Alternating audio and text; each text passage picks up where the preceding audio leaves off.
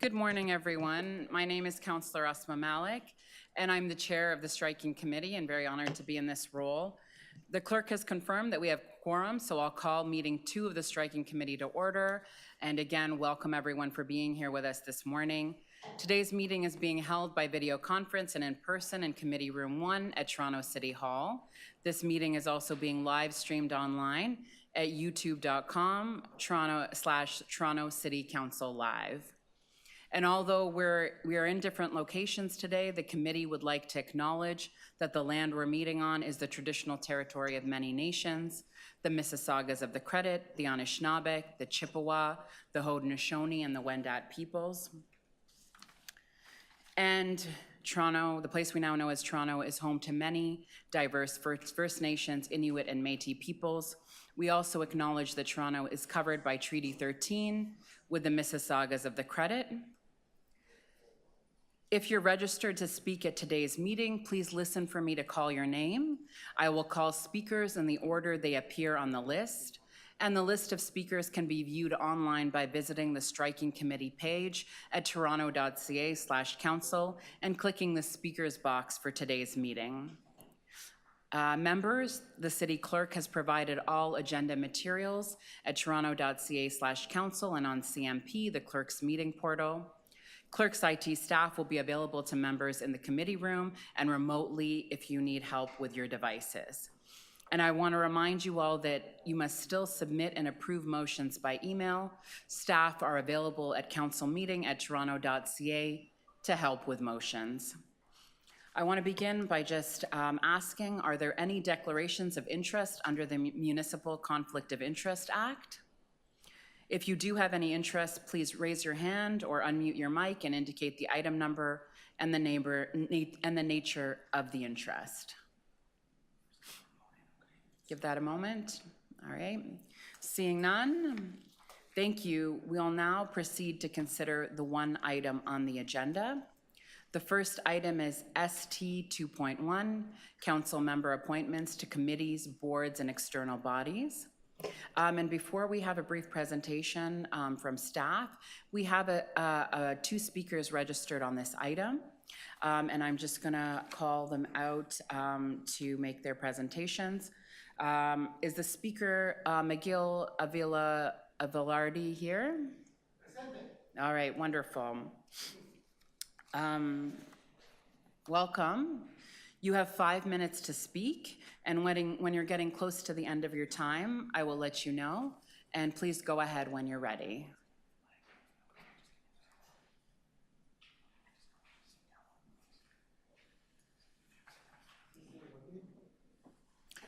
Is the overhead projector working?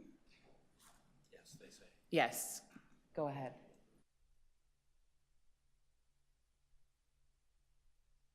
Yeah, someone's just coming to support you. Is it the right way? Let me see. No. Is this the right way? Is that the one? Yeah, it's okay. Sorry for the technical issues we're having experiencing, but this is City Hall. Can you hold my time, please? Thank you.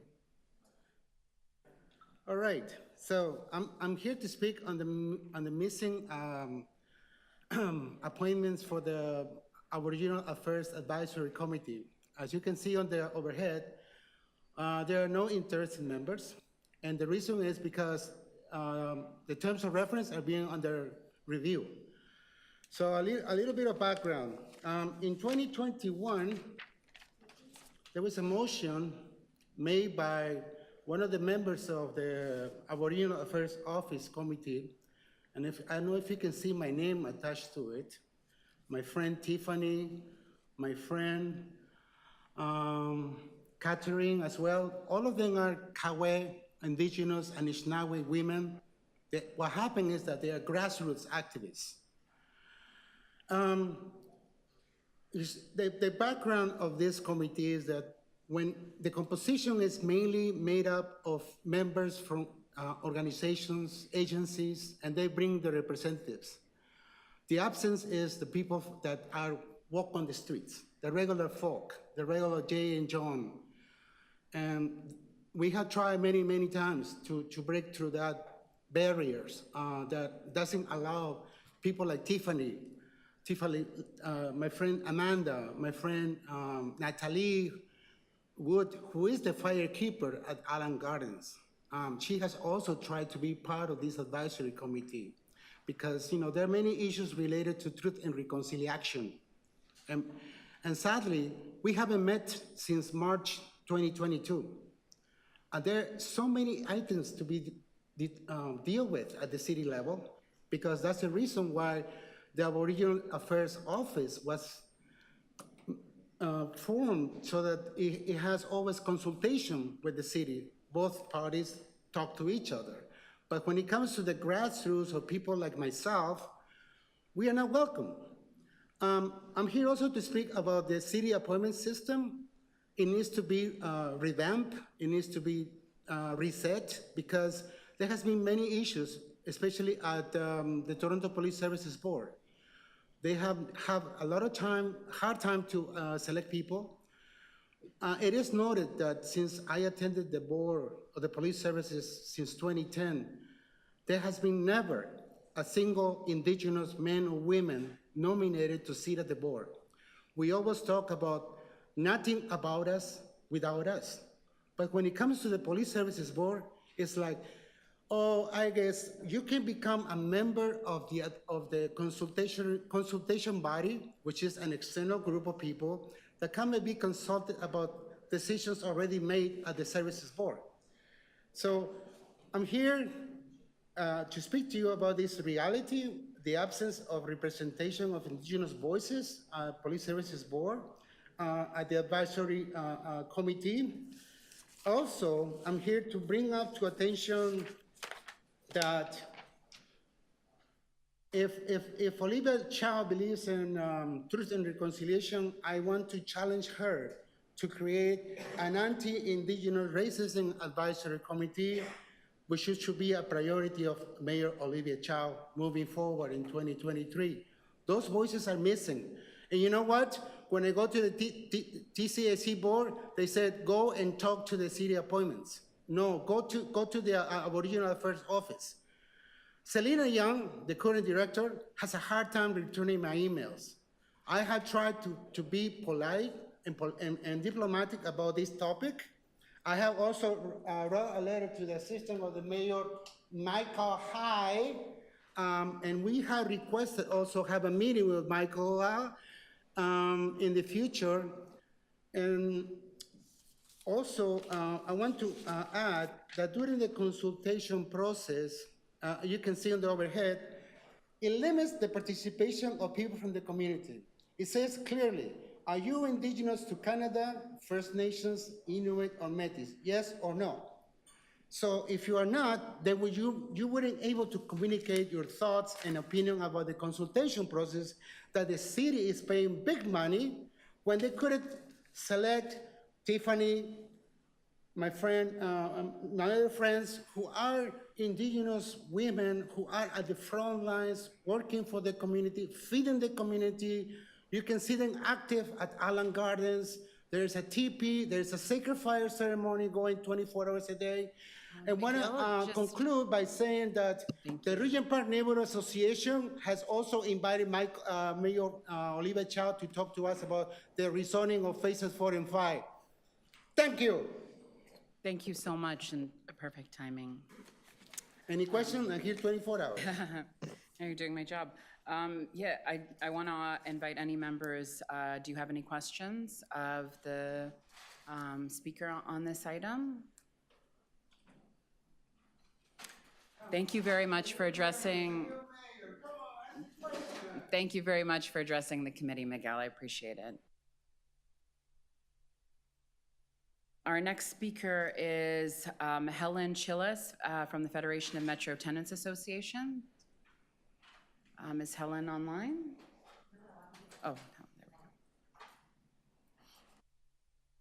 Thank you very much and welcome. You have 5 minutes to speak, and when you're getting close to the end of your time, I'll let you know. And please go ahead when you're ready, Helen. Okay.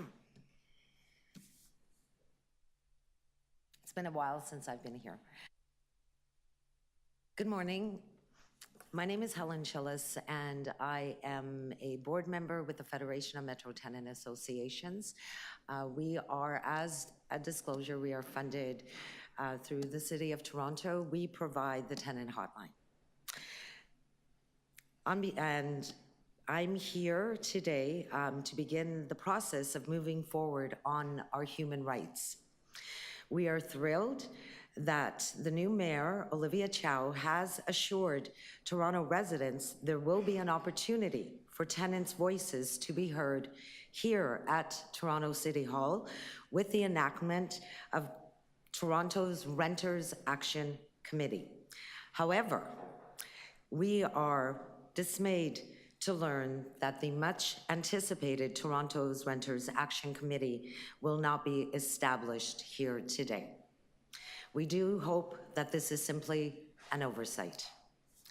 As we all know, time is of essence for the millions of residents who call Toronto home.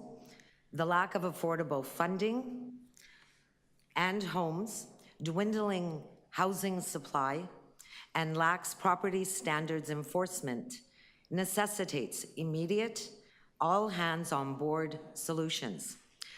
Such inclusiveness will ensure that 2 million tenants' voices are heard and respected here at City Hall, and that tenants are engaged at all levels of our democratic decision-making tables.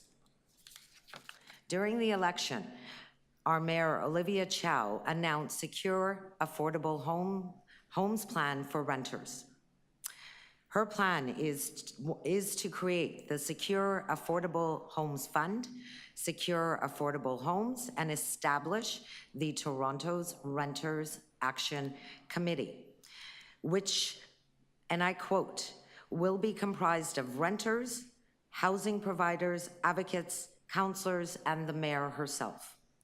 The Renters Action Committee will work to improve fairness for renters, protect tenant rights, prevent illegitimate evictions and homelessness, address the affordable rental housing shortage, and improve existing city programs and services for renters.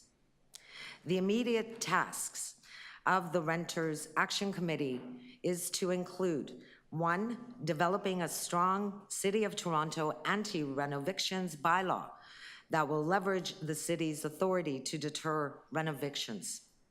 2, to work to launch an advocacy campaign to preserve affordability for tenants and for everyone by urging the Ontario government to institute real rent control for all rental units that's tied to the unit and not just the tenant. And 3, reviewing existing city policies and programs related to renters and holding the city accountable on its commitments to renters. As such, we would like to make a few recommendations. I do realize that today would not be, City Council members would not have an opportunity to put their names forward if they wish to partake in the new tenant committee. However, this is an opportunity for the striking committee to recommend to City Council to immediately establish Toronto's Renters Issue Committee, and the striking committee here to recommend to City Council that the Renters Issues Committee report directly not only to the Planning and Housing Committee, but also to the Executive Committee. Our mutual goal for safe, healthy housing that is affordable and accessible for every single Toronto resident is within our reach.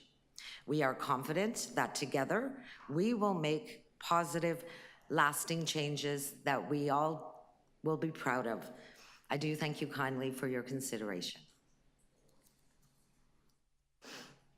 Thank you very much, Helen. And appreciate your remarks today. I just want to note that the scope of today is about appointments to committees, boards, and agencies.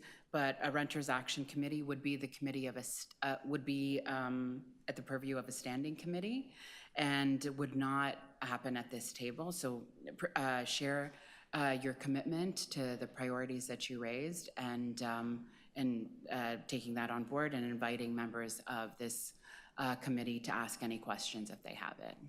But there could perhaps be, again, as I mentioned, an opportunity for this committee to perhaps even make a statement.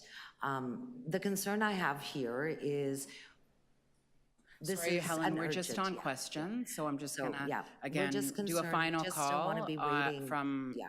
and thank you, you were very clear in your remarks. Just asking the members if there are any questions. All right, seeing none, thank you so much for your presentation, and really appreciate you coming today. Thank you. Thank you. And those are all the deputants that we have for registered today.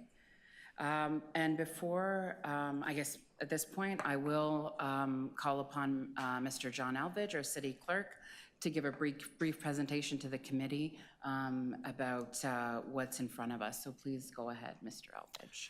Thanks, Madam Chair. I'm happy to summarize the purpose of the meeting today, but also to draw members' attention to some new information and to communications that have been submitted to the committee. So the purpose, obviously, of today's meeting is to consider appointments to the city's committees, boards, corporations, advisory committees, and external bodies, appointments of members of council. The process will be that when this meeting adjourns today, that we will prepare a report from this committee to the council meeting, which is happening at 2 p.m. this afternoon. So that'll happen right after this meeting, and the council meeting is at 2 p.m. I wanted to draw your attention to some new information as well as some supplementary information that's been published on the agenda. And I'll just go through each of those quickly. The first is the mayor has appointed 4 deputy mayors. This has been done in a letter that I received from the mayor under the council procedures. The power to appoint deputy mayors, 1 or more deputy mayors, is a power granted to the mayor by city council under the council procedures. And the mayor has appointed Madam Chair yourself as the first deputy mayor, who would be the deputy mayor to assume some of the duties of the mayor in the event that the position were vacant or the mayor was absent from the city. And then 3 additional deputy mayors, one each for a different community council area of the city. And those appointments were made this morning. The second thing to draw your attention to is the mayor has issued a mayoral direction under Part 6.1 of the City of Toronto Act, those are the special powers and duties of the mayor, to amend the composition of the executive committee. So the composition of the executive committee has been amended to now consist of the mayor, the 4 deputy mayors, the chairs of all of the standing committees, the chair of the budget committee, and 1 member at large who is a member of council. And the mayor has stipulated in the composition that if the mayor appoints a deputy mayor as a chair of a standing committee, then since that person can't occupy 2 seats or have 2 votes, city council will appoint another member of council as an at-large member. And I can report that inasmuch as the mayor has appointed Deputy Mayor McKelvey as the deputy mayor for Scarborough, as well as the standing committee chair, which I'll get to in a second, council will be appointing 2 members at large to the executive committee. So your responsibility today is to recommend 2 members at large. The third thing to tell you about is the mayor this morning issued a mayoral direction regarding the appointment of chairs and vice chairs, and that is linked to the item on the agenda today. Then there are 4 letters that have been submitted to the committee for the committee's consideration. The first is a letter from the mayor regarding the mayor's delegates. And there are 2 types of delegates in our system. There are those delegates that the mayor is entitled to appoint directly, and there are delegates that the mayor is entitled to recommend to this committee and to council for appointment. And that letter sets out those 2 categories of delegates. The mayor has also submitted a letter with respect to the Toronto Police Services Board, declining to take the seat that's offered to the head of council at this time. That means that council will appoint another member in the mayor's place for a total of 3 members today. There's also a letter for the mayor regarding the overall framework of these appointments, which we invite members to review. And lastly, Madam Chair, there is a letter from you with a proposed slate of appointments today, which will be subject to your debate this morning. So I'm happy to answer any questions, Madam Chair, there may be about the process, but that's what's before you this morning. Thank you very much. That was very helpful. Are there any questions from members to Mr. Elvidge? Yeah.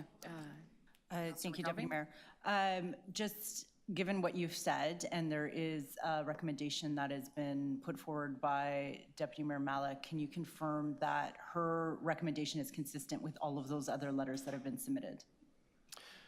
Yes, that's correct. Okay. They've been cross-referenced, that's correct. Yep. Thank you. So you're comfortable that the slate going forward fulfills all those requirements in all those positions and has crossed all T's and dotted all the I's? Yes, Madam Chair, we've had the opportunity to review the slate since you submitted it to us, and it meets all of the appointments and cross-appointments and all of the rules that exist in the council procedures with respect to who can hold office and not hold office. Thank you. It meets that test. Thank you very much. Are there any other questions from members for Mr. Elvidge?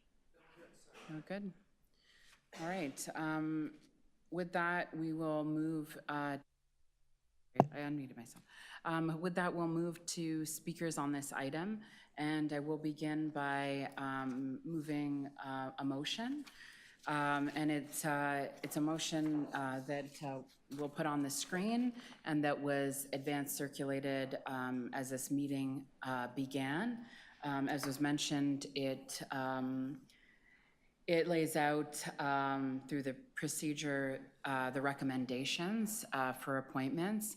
And in coming up with these recommendations, members of this committee and the mayor heard from all of our colleagues on council about what they wanted to do and where they could best contribute their skills and talents and expertise. We all heard enthusiasm about working together to invest in our city and the deep commitment to deliver on urgent priorities that makes life better for all Torontonians. I want to underscore that we came to these recommendations with much thought and care, and I'm honored to put them forward. And I look forward to your support on them today and to continue working with all of you and our council colleagues for a Toronto we're all proud of. So this is the motion on the screen, and then the attachment has the full set of recommendations, and that has been advance circulated to members, and we won't go through them line by line. And then I'll open it up to any questions on this particular motion. Yes, we're moving. Okay, we'll do all the motions. All right, and so there's the next motion. We'll put it up on the screen, and this is the appointments to corporations.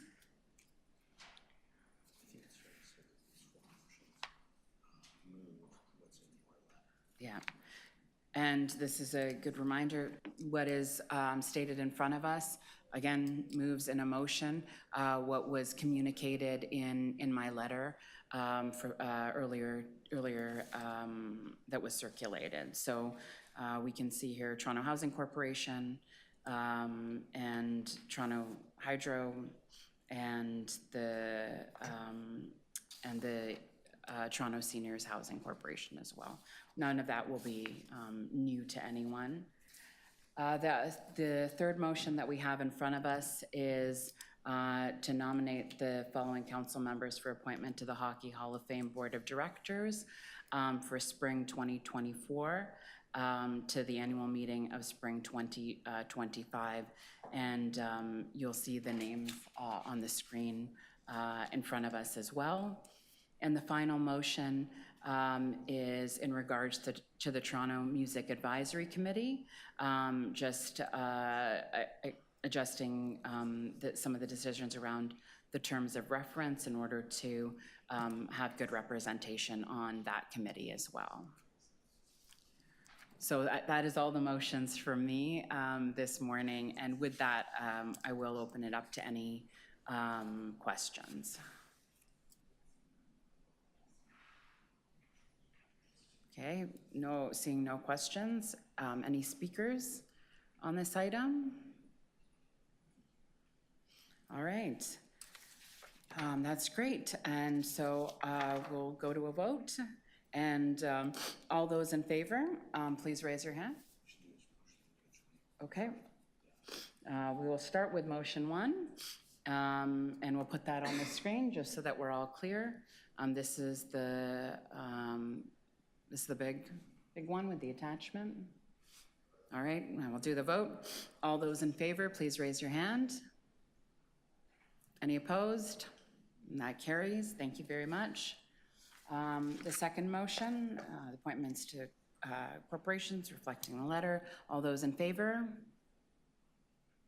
Any opposed? And that carries. Our next motion on the Hockey Hall of Fame. All those in favor? Any opposed? And that carries. And our final motion on the Toronto Music Advisory Committee. All those in favor? Any opposed? And that carries as well. And I believe that concludes our business for today. Thank you everyone so much for your time and for your patience. And with that, this meeting is adjourned, and we'll see you at 2 p.m. for City Council. Thank you. Thank you.